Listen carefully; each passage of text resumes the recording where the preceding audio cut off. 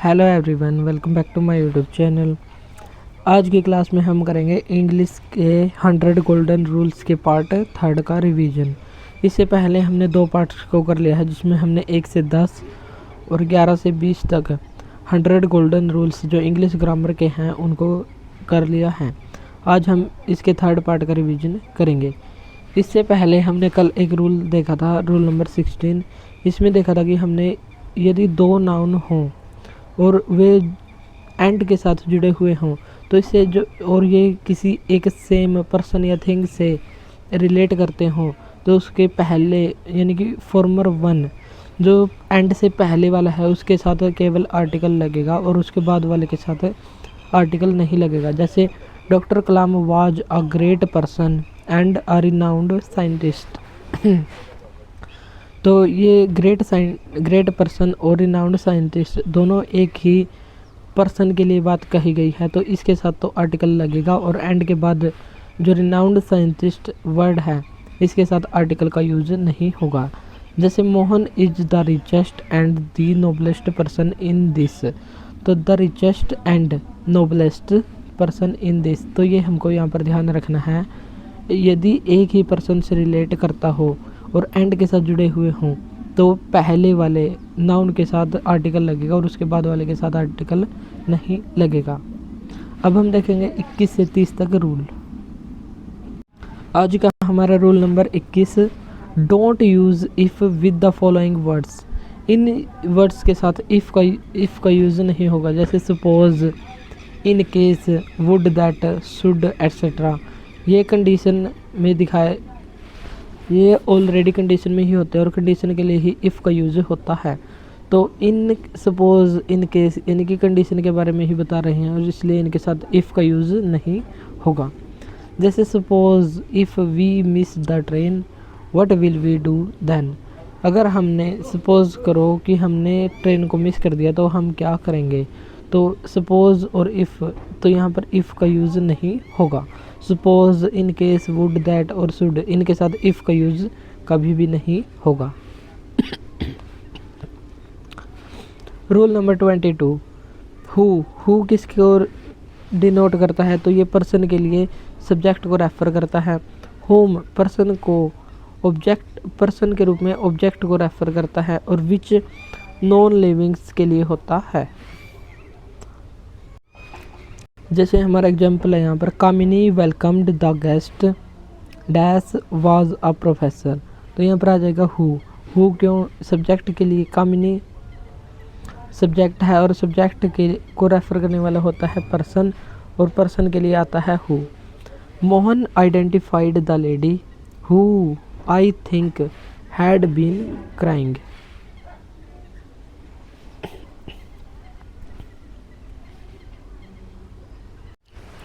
Mohan identified the lady who I think had been crying, तो यहाँ से हो गया नया सेंटेंस शुरू और इसके लिए ये सब्जेक्ट को रेफर करता है, इसलिए यहाँ पर आ जाएगा who.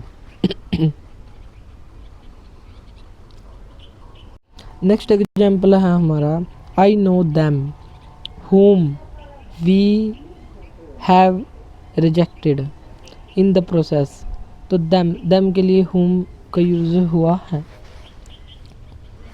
This is the book which you asked for, यहाँ पर बुक के लिए which का यूज हुआ है क्योंकि ये नॉन लिविंग है। और यहाँ पर them ऑब्जेक्ट है, ऑब्जेक्ट के लिए whom का यूज हुआ है।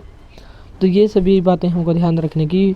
हु पर्सन के लिए, whom पर्सन के लिए, हु जो सब्जेक्ट को रेफ़र करता है और whom आता है ऑब्जेक्ट को रेफ़र करने वाले के लिए। और अगर कोई नॉन लिविंग थिंग है तो उसके लिए आता है विच जो कनेक्ट करता है। नेक्स्ट रूल नंबर 23, फाइंड होता है ढूंढना या टू सर्च और इसकी फॉर्म होती है फाउंड। और एक होता है फाउंड का मतलब होता है स्थापित करना या एस्टेब्लिश करना और इसकी वर्ब की फॉर्म होती है सेकंड फाउंडेड। एक होता है फाइंड और एक होता है फाउंड। जब कोई चीज़ खो जाती है और हम उसको ढूंढने का प्रयास करते हैं तो वो होता है फाइंड। और अगर हम मान लीजिए किसी ने कोई कंपनी को बनाया है या उसको स्थापित किया है तो वो होता है फाउंड। तो ये दोनों में अंतर हमको ध्यान रखना है। और इसका एग्जांपल है दे कुड नॉट फाइंड या फाउंड द मिस्टेक। उन्होंने वे गलती को नहीं ढूंढ सके, यानी कि फाउंड ढूंढना वाली सेंस यहाँ पर आएगी। दिस कंपनी वाज फाउंड या फाउंडेड इन 1964, यानी कि वह कंपनी 1964 में स्थापित हुई थी। तो यहाँ पर आ जाएगा फाउंडेड, स्थापित हुई थी, पास्ट में है तो वर्ब की सेकंड फॉर्म आएगी फाउंडेड। और मॉडल के साथ हमेशा ही फर्स्ट वर्ब की फर्स्ट फॉर्म आती है।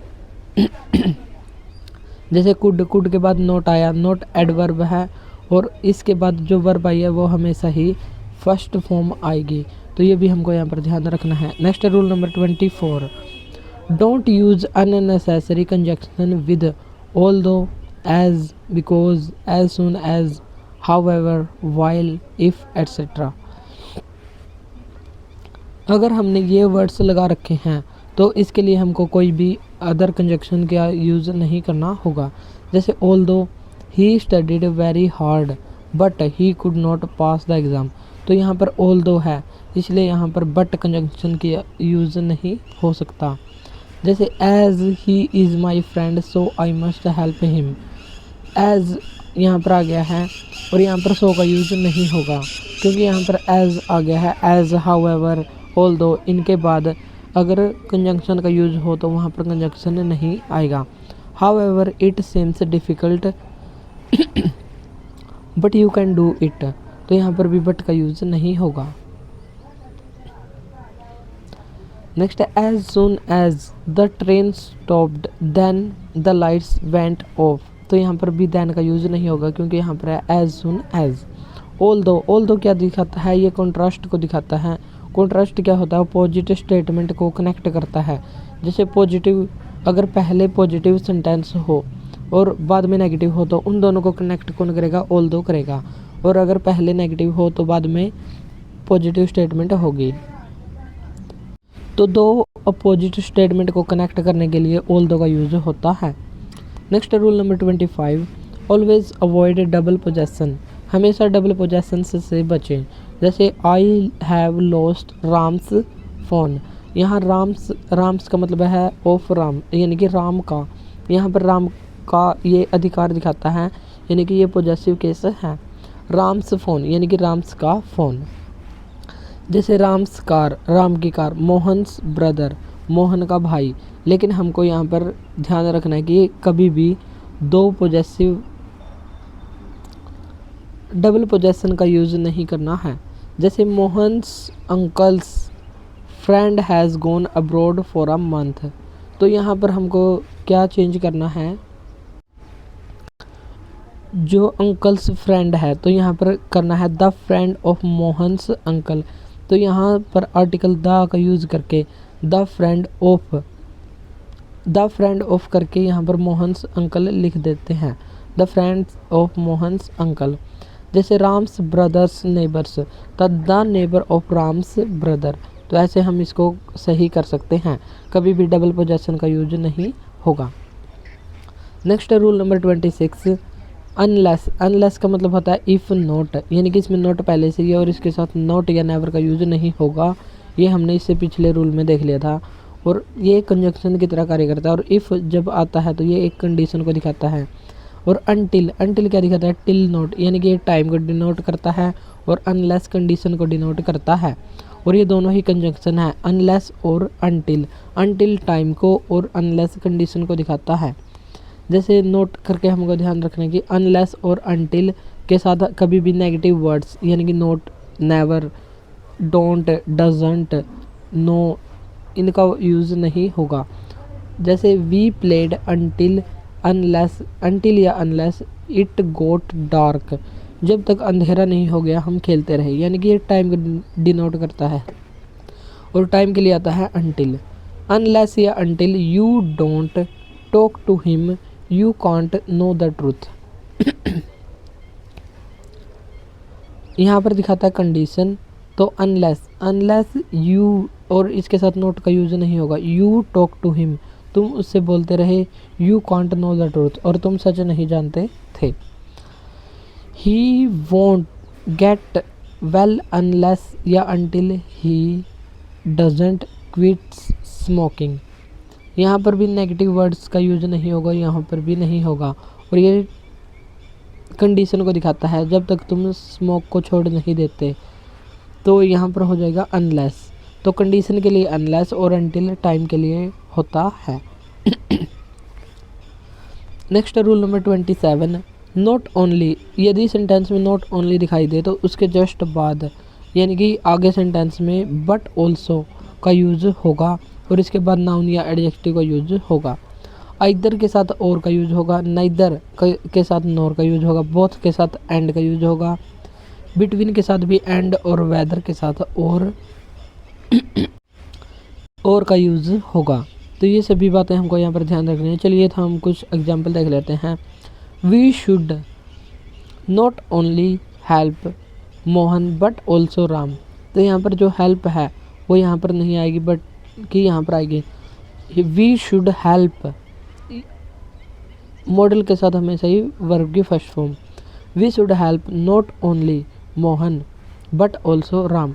तो यहाँ राम है तो राम की मोहन से तुलना हो रही है, तो बट ऑल्सो राम। तो यहाँ पर दोनों हमको पास पास रखने हैं। They will go either by car और बस।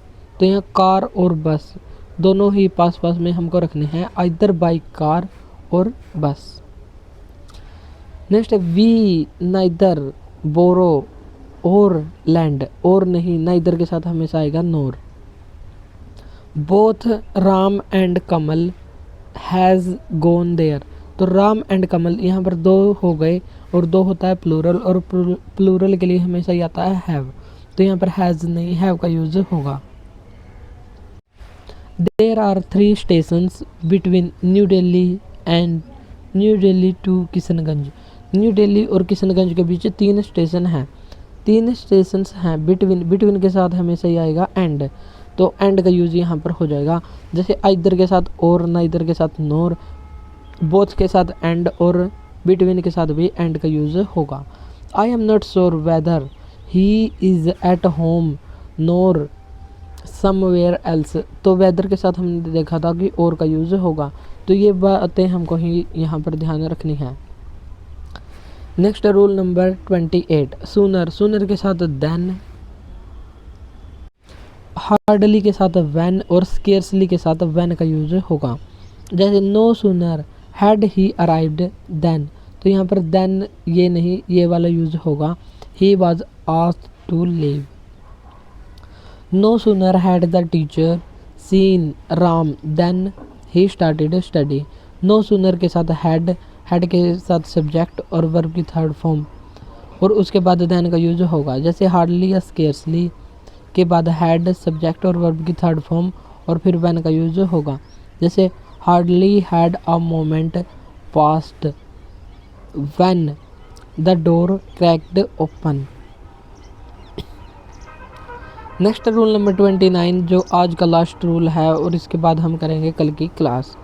तो नेक्स्ट रूल है 29, ईच 2 और इससे ज़्यादा के लिए देन, 2 के लिए और मोर देन 2 के लिए इसको यूज़ कर सकते हैं। एवरी मोर देन 2 के लिए यूज़ कर सकते हैं। आइदर 1 आउट ऑफ 2, 2 में से 1 के लिए यूज़ होता है। Neither not only out of the 2 option. यदि 2 ऑप्शन में से कोई भी नहीं हो तो उसके लिए हम नाइदर का यूज़ करते हैं। और none not any of the more than 2, दोनों में से कोई भी नहीं, 2 से ज़्यादा में से कोई भी नहीं, उसके लिए नन का यूज़ करते हैं। और नोट करके हमको क्या ध्यान रखना है, ईच या एवरी या आइदर या नाइदर या नन के बाद हमेशा ही सिंगुलर नाउन और सिंगुलर वर्ब आएगी।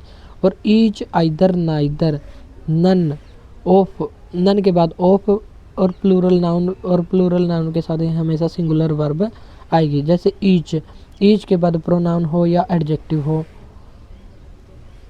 दोनों ही हो सकते हैं। और एवरी के बाद एडजेक्टिव होना चाहिए और प्रोनाउन की तरह ये कार्य करेगा। ईच इंडिविजुअल या पर्टिकुलर सेंस के लिए यूज होगा। और एवरी डिनोट ग्रुप, एवरी का मतलब होता है ग्रुप, यानी कि ये पूरे ग्रुप को ही डिनोट करेगा। तो तो ये था हमारा आज का रूल 29।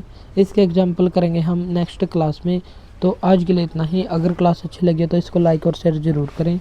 और इससे पहले भी हमने 1 से 20 तक रूल्स को कर लिया है। अगर आपने वो वीडियो ना देखे हो तो वो भी देख लें। और इस क्लास की फ्री PDF हमारे टेलीग्राम ग्रुप पर दी गई है, तो वहाँ से इस क्लास की PDF भी ले सकते हैं। चलिए तो आज के लिए इतना ही। मिलते हैं नेक्स्ट वीडियो में। Thank you.